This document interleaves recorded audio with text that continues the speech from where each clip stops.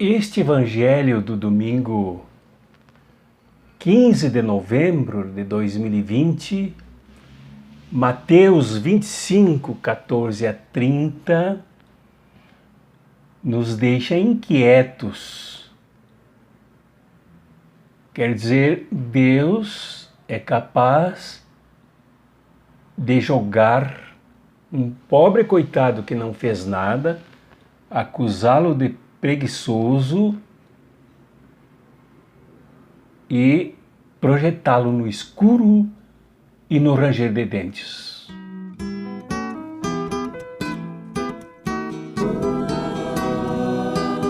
O nosso evangelho de hoje, desse domingo, é o que trata dos talentos. Os talentos.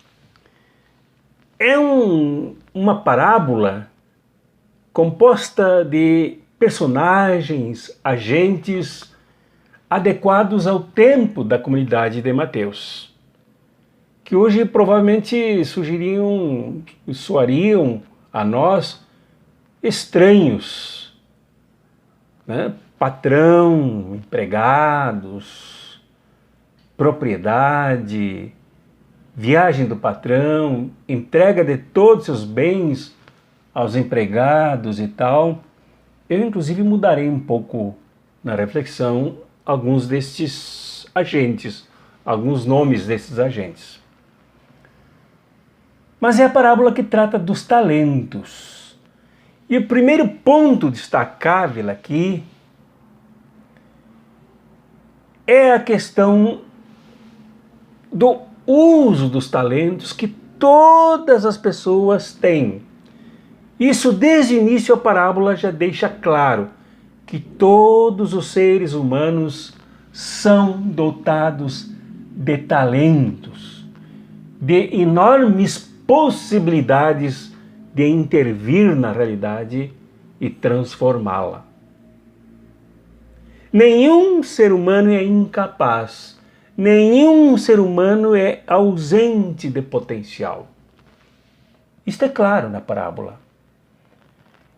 Então aqui, Jesus, ao assemelhar Deus a esse proprietário, ao patrão, ele demonstra a fisionomia do Deus Yahvé, do Deus em quem ele crê, que ele prega, que conhece o ser humano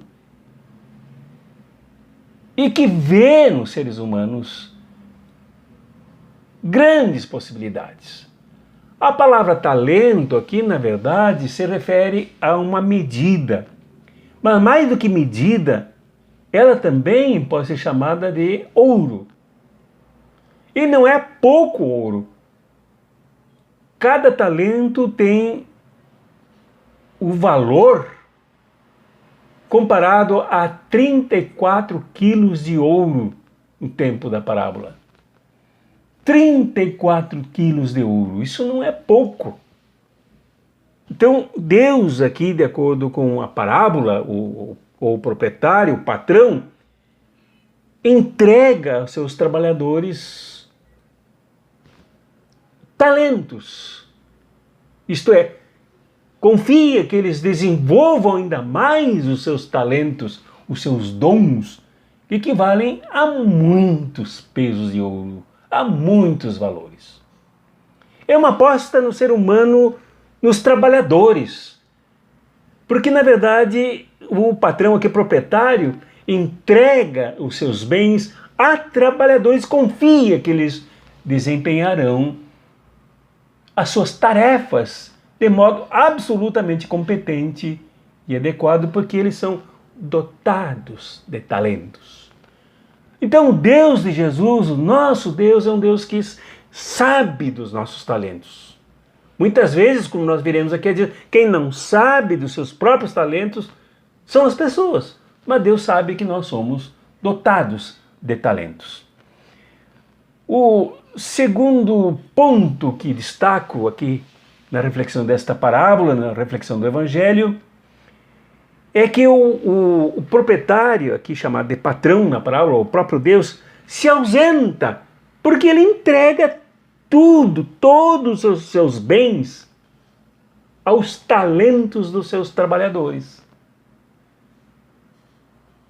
Não precisa se fazer presente no ambiente de trabalho e de produção dos seus trabalhadores.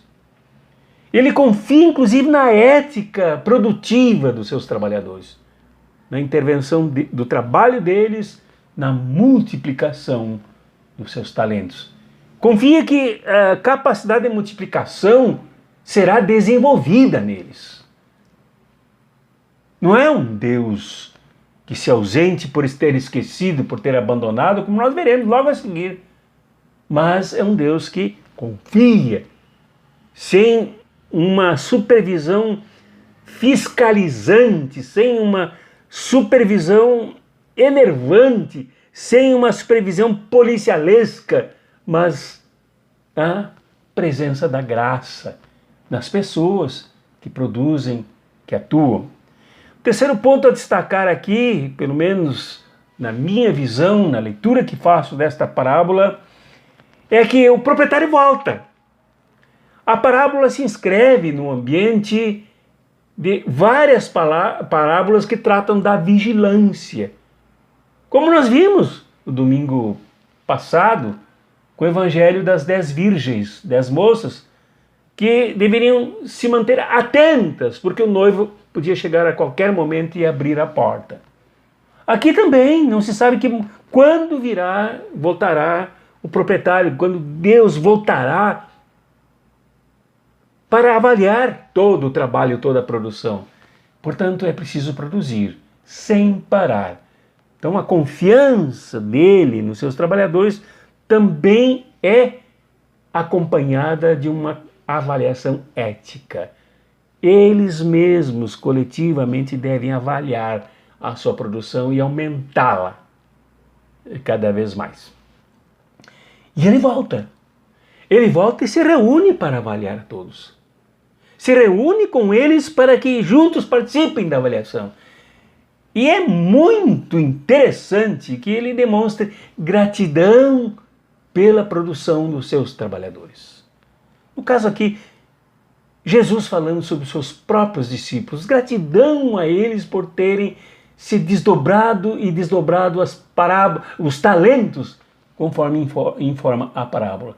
Para um ele deu 5 talentos, para outro ele deu 2 talentos. Cada um deles dobrou o número de talentos. Lembrando que cada talento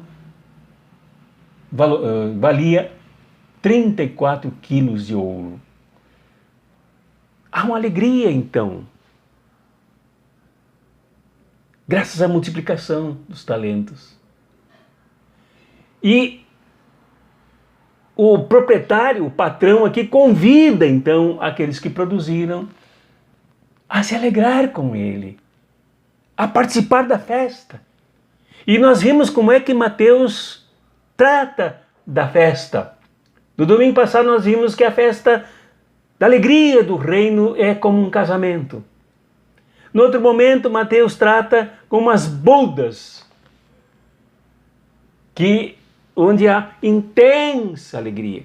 Se nós quiséssemos convidar Lucas para nos ajudar a entender Mateus, Lucas compararia esta grande alegria com a volta do filho pródigo, e a reunião de todos numa festa, com danças, com muita alegria, pela volta daquele que é seu filho. Então, esses que desenvolvem os talentos, esses que agem, esses que atuam, esses que não se omitem, esses que progridem, esses que crescem, contam com a alegria de Deus, com a alegria do reino, com a festa do reino, que é permanente, que é típica da realização das pessoas como seres humanos, não como consumidores, mas como seres humanos que agem para mudar o mundo. E finalmente há aqui uma nota, o último ponto que quero tocar, é uma nota de tristeza na parábola. A parábola como que conclui mal. Conclui diversamente do ritmo que ela seguia, valorizando os dois que receberam talentos e que os multiplicaram. Quando o proprietário se depara com para quem ele tinha dado um talento. E aqui não importa o número de talentos, o que importa é a ação, é a prática, para aumentar ainda mais os talentos. E ele se deparou com um que justificou que ele é um Senhor severo, que colhe onde não planta, que ceifa onde não semeou, justifica que ele teve medo de produzir e enterrou o talento. Por isso fiquei com medo e escondi o teu talento no chão. Aqui tens o que te pertence. O único talento que ele tinha. O único talento do único que se reuniu eram 3. 2 produziu, a grande maioria, 2/3 produziu. A grande maioria da humanidade produziu. 1 não aumentou o seu talento. Por causa do medo. Então a nota triste aqui é que o medo, de acordo com a parábola, introverte as pessoas. Leva as pessoas a imaginarem um Deus carrasco, um Deus punitivo, um Deus castrador, um Deus pronto a jogar todo mundo no inferno. Então se escondem, enterram seus talentos, enterram seus potenciais, enterram seus desenvolvimentos e fogem, se omitem. Jesus aqui quer se referir, fazendo uma comparação para os seus discípulos, visto que ele conta esta parábola ainda quando está em Jerusalém, está no templo, aquela briga, aquele confronto lá, depois de ter virado as mesas, ter usado chicote para expulsar os vendilhões do templo, ele foi afrontado por fariseus, saduceus, e é para eles que ele também conta esta parábola, porque eles se comportam como este aqui. Para eles o que importa são as regras que inibem, as regras que amedrontam, as regras que desenham um Deus absolutamente em processo permanente de julgamento.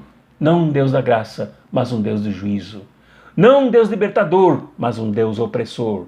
Não um Deus que caminha com o seu povo, mas um Deus que se ausenta e depois volta para castigar e para punir. A lição desse ponto é que cada vez que temos medo, nós enterramos os talentos. Cada vez que não ousamos, nós enterramos os talentos. Cada vez que não somos capazes de dar um passo, mesmo que seja inseguro, nós enterramos os talentos. E as consequências são drásticas, que é um outro ponto que deveríamos se levantar aqui. As consequências são drásticas, porque o reino que Jesus veio trazer não é uma festinha de fim de semana, não é um cultinho de louvores, de palminhas e de dízimos, não é uma missa com um ritual, começo, meio e fim, que todo mundo sabe como é que é e tal, sem surpresa, sem nada, e pronto.